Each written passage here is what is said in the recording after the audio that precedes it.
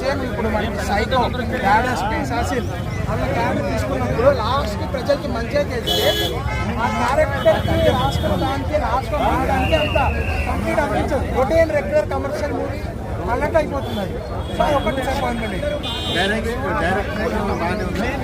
వెంకటేశ్వర గారు బాగా హ్యాండిల్ చేసుకున్నారు.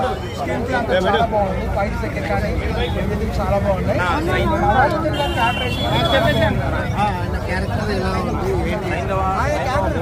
వెంకటేష్ గారు రామలింగేష్ గారు యాక్ట్ చేశారు. ఆయన కొత్తగా యాక్ట్ చేశారు.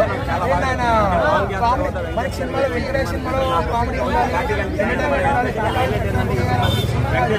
వెంకటేష్ గారి ఒక ఏజ్తో నడువు బ్యాడేష్ వెంకటేష్ గారు కామెడీ